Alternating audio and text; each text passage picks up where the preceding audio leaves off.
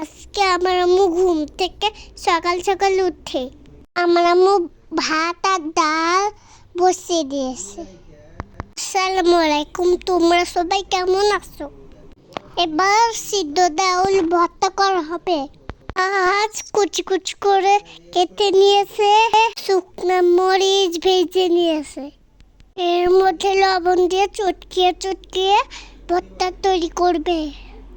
এই ডাল ভর্তাটা গরম ভাতে অনেক মজা লাগে খেতে। এই ভর্তাটা আমাদের বাসার সবাই পছন্দ করে খেতে। আমি খালি ডাল খেতে পছন্দ করি। আর শুকনো মরিচ দিয়ে এই বন সরষের তেল একটা আমার আম্মু তৈরি করতে, খেতে অনেক সুন্দর হয়েছে। সব একসঙ্গে চটকিয়ে চটকিয়ে মাখা হচ্ছে। ভর্তাটা অনেক টেস্টি হয়েছে।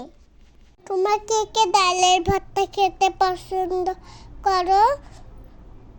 আমার আব্বু খেতে অনেক পছন্দ করে।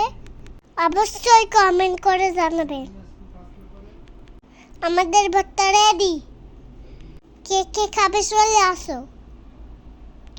আল্লাহ হাফেজ, বাই বাই।